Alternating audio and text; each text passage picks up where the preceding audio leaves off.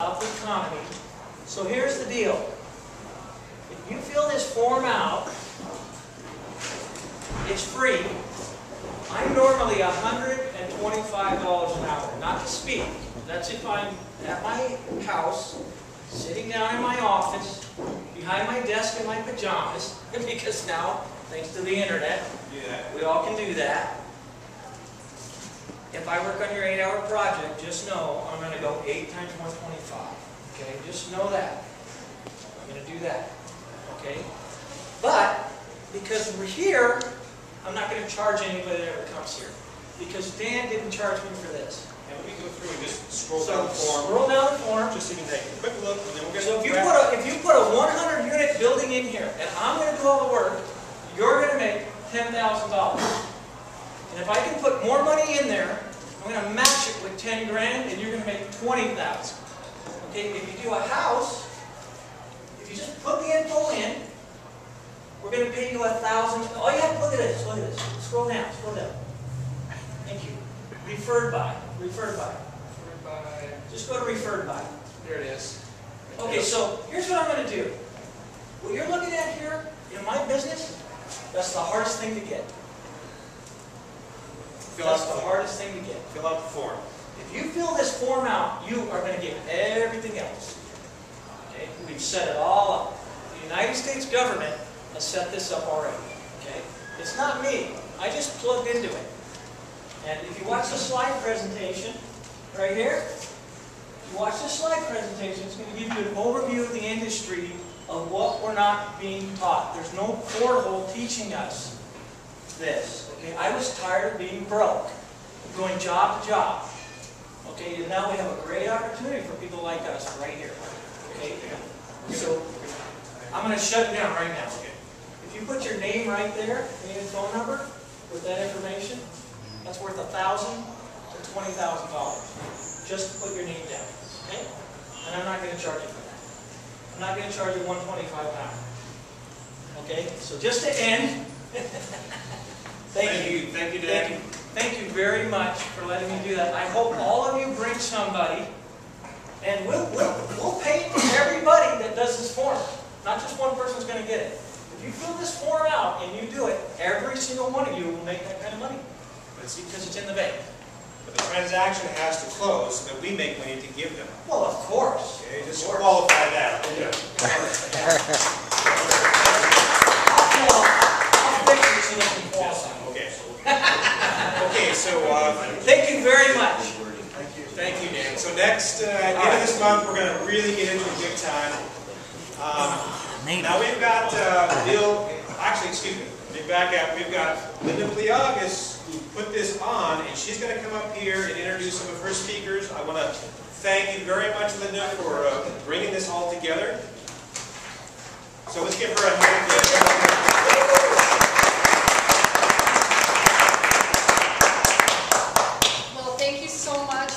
Joining us today. I'm excited about being here. This is actually going to be my new RIA with Dan Ringwald. We just purchased a home in Solvang, so we'll be moving to the area shortly. And I want to thank our guest speakers today, RBS Homes, Richard Barrett.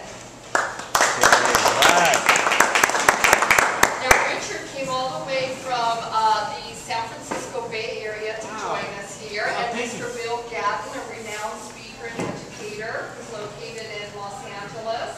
I'd like to go ahead and introduce Bill, but before I do, I want to say thank you to my husband, Nicholas. He's the person that bought the pizza, and his business, he's connected with the Solvang Antique Center. So if you have a fine watch, a fine clock that needs servicing, my husband can definitely help you out with that. So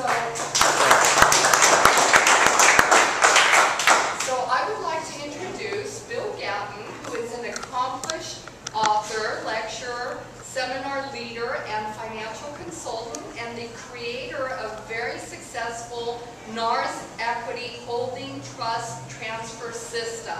Wow. Bill Gatton is the author of very popular books, including a fortune in free real estate, making it big and keeping it this time, and no down, no new loan. Bill Gatton's life work is dedicated to training in the areas of real estate investing, sales, and acquisition via the use of real estate land trusts. Ladies and gentlemen, Bill Gatton.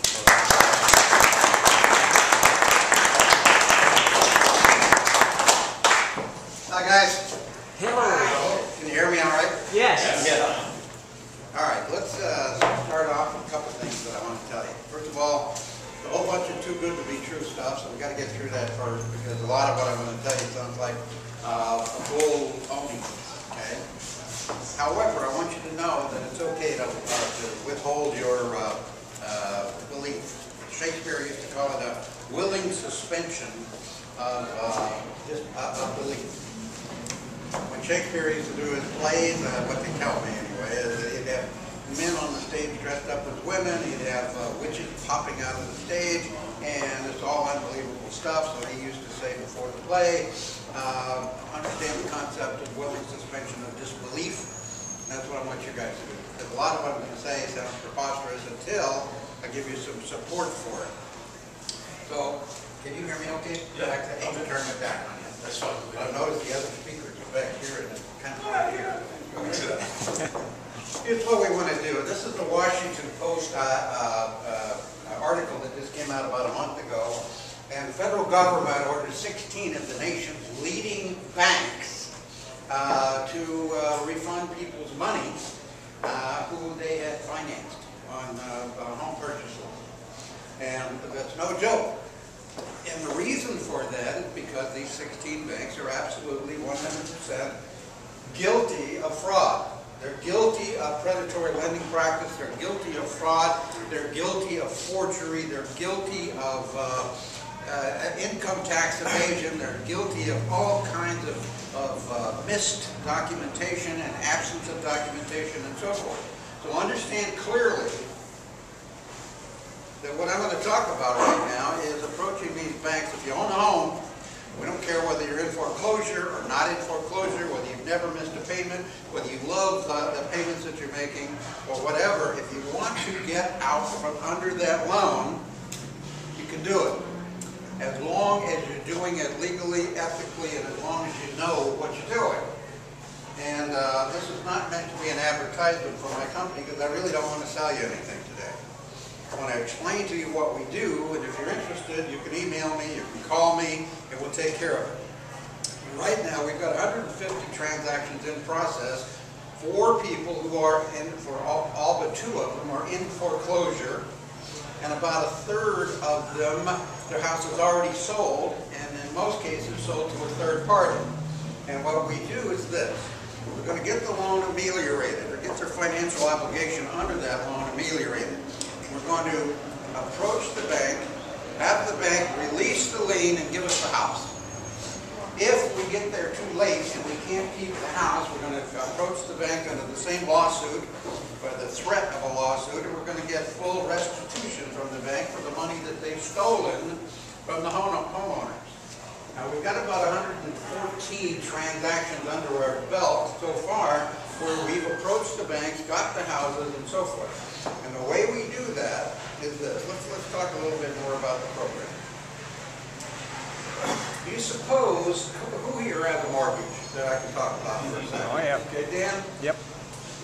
Who did you borrow the money from to buy your house? Originally, Montecito Bank and Trust. No, you didn't. Okay. No, you didn't. Montecito Bank and Trust never loaned you a single cent. Wow. What they did is they had you sign some paperwork, they took your signature and sold it to somebody else. Right. Now, do you suppose who they sold it to ever loaned you a cent? No, because they sold it to somebody else. And that person sold it to somebody else. It ended up on Wall Street as a securitization of stock holdings. Those stock holdings were sold by Wall Street to foreign countries and foreign investors. And the foreign investors bought crap that they thought was A1 paper from Wall Street. Turned out to be less than C paper, and the banks that sold these investors that paper knew very well that 60% of all of those mortgages would default within 3 years. Jeez. They knew it, and it's been proven in court time after time under deposition by the leading bankers in the United States. They knew that it was C-minus paper, and people thought they were buying AAA1 paper from Wall Street, and it was not. So, we know for sure, I don't care who you got your loan from, unless it was Bob Smith who lives next door, we know for sure that the lender, so-called, quote-unquote, never made you a loan. So what do you suppose happens when we go into that lender and we say, show us your FASB and GAAP accounting statements for the day that this alleged loan was made? Do you suppose that they're going to ever be able to show us a debit and credit for the money that Dan, so-called borrowed, quote-unquote, borrowed? Are they going to be able to say, well, 1 minute we had $500,000 here, and the next minute Dan came in and we gave it to him, so we got a debit and credit here, a matching of $500,000. Can they do that? No. Well, if they can't show that, why do they have standing to foreclose on you, first of all? They don't. They have no standing. Next thing that happens, does the lender have the loan servicer that's foreclosing on somebody? Do they have any standing? No. If your loan is being served, you got your loan from, who was it again, Dan? Montecito Bank and Trust. Montecito Bank and Trust. Who do you make your payments to? Back then it was them. Bank and Trust. Yeah, same So bank. they're servicing the loan for somebody they sold the loan on. Right. Now, how do you suppose that we know with absolute certainty that they never made a loan? I don't know. The reason that we know is it would have been absolutely against federal law for them to loan you money. So we go to court, we stand in front of the judge or the jury, whichever the case may be, and we say, Mr. Banker, Montecito Savings and Loan, I understand that you loaned Dan the funds to acquire his home. Is that true? Yes, it is. Okay, let me ask you this. Did you loan him gold? No. Did you loan him silver? No. So you loaned him money? Yes. Okay, if you loaned him money, were you aware at the time, Mr. Banker, that that is against the law? It's against federal law for any federally insured lender to loan its credit to anybody. The only way you could have loaned him money would be to give him the money, not charge him any interest on it. And I know you didn't do that. So if you loaned him money, then you broke the federal law. If you didn't loan him any money, now we're down to business now. If you didn't loan him any money, how do you suppose that you have the right to foreclose on his home? Well, I guess I can't. I don't know. I know, because he signed a contract with us. Wait, what was the security for that contract, Mr. Banker? Well, the security was his home. Well, how'd that work? Well, he signed a promissory note. Really? Do you have a copy of that promissory note? Yes, we can have, here's a copy right here. Do you have the original promissory note? Well, there's a certified copy, but we want to see the original promissory note that was certified. Well, I gave the judge a certificate of lost document because we lost it. Here's a certificate of lost document. If I, Mr. Banker, give you a certificate of a lost $100,000 check, will you cash it for me? No. It's a negotiable interest and copies don't count. In a mortgage on your house, the promissory note that you sign is a negotiable interest and copies don't count. Well, yeah, but there have been thousands of foreclosures in California and those banks are getting their money and they're foreclosing on their houses. Well, why do you suppose that is? Because you live in one of the dumbest states in the United States right now. Sorry to insult the Californians, but I'm one of them. Here's why it's a dumb state. First of all, in California, if you get foreclosed on in your property, you have to go through a couple steps. First of all, there is a notice of default. Okay, you don't make your payment. Then there is a notice of trustee sale. And you still don't make your payment. And at the end of the notice of trustee sale, then there's an unlawful detainer action. Then after the unlawful detainer action, then you can file a motion to quash the judge's decision on it, and that